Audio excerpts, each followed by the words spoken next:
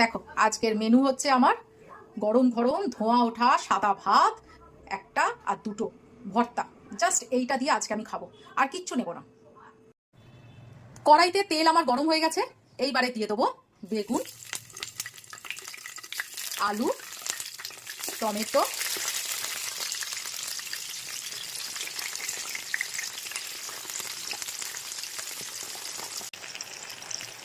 দিয়ে দেবো সামান্য হলুদ আর সামান্য পরিমাণে নুন। এবার এটা লো ফ্লেমে আস্তে আস্তে ঢাকা দিয়ে ভাজতে দেবো। এইবার সবগুলোকে একবার করে উল্টিয়ে দেবো।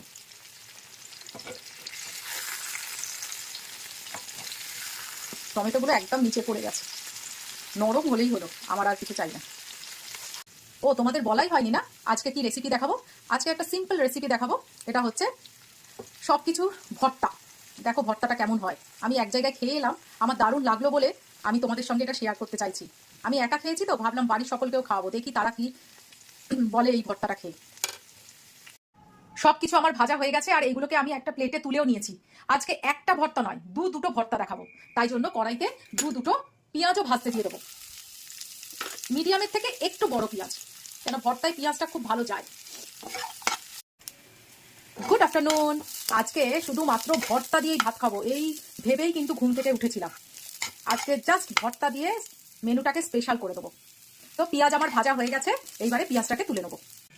এইবারে কড়াইয়ের মধ্যে আবার একটু তেল দিয়ে অনেকটা শুকনো লঙ্কা দেবো। ঝাল ঝাল ভর্তা করবো আজকে। আর সঙ্গে দিয়ে দেবো কিছু রসুন। সুন্দর করে শুকনো লঙ্কা ভাজা হয়ে গেছে, রসুনগুলো আমার লাল লাল করে ভাজা হয়ে গেছে। এবার এগুলোকেও তুলে নেবো। এই তেলের মধ্যেই দিয়ে দেবো কিছু চিংড়ি মাছ।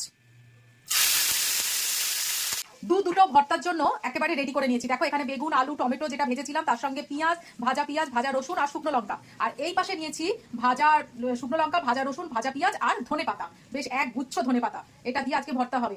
সঙ্গে যাবে এই ভাজা চিংড়ি মাছ।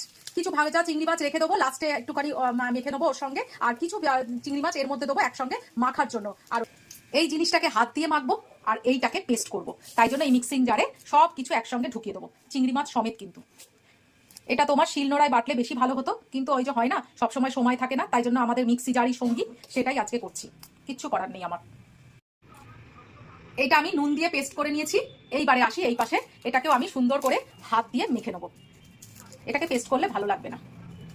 পুরো রসুন একদম কুচলে কুচলে একেবারে ঘাড় ফাড় সব মোটকে, লঙ্কার সব ঘাড় ফাড় চটকে একেবারে চটকে দেবো। দেখো একদম লঙ্কা রসুন সব চটকে দিচ্ছি। যত কারোর উপর রাগ আছে সেই রাগ এর মধ্যে ছাড়তে হবে, আর একদম চটকে চটকে মাখতে হবে। সব হাত ফাত ধুয়ে নেবে, সুন্দর করে ধুয়ে এরকম করে মাখবে। যাই বলো আর তাই বলো, ভর্তা শুকনো লঙ্কা আর কাঁচা সর্ষের তেল ছাড়া সম্পন্ন হয় না। লাস্টে একটু কাঁচা সর্ষের তেল দুটোতেই ছড়িয়ে দেবো।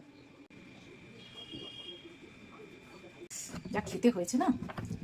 এইবারে যে চিংড়ি মাছগুলো ছিল সেইগুলো একটু ওপর থেকে দিয়ে দেবো, এখানেও দিয়ে দিচ্ছি। এবার এটাকে সুন্দর করে একেবারে কাঁচা তেলের সঙ্গে মাখিয়ে নেবো। ব্যাস, আর কি চাই। আজকে খাওয়াটা হয়ে যাবে জমে ক্ষীর। মাটনকে এইসব ভর্তা হার মানিয়ে দেবে।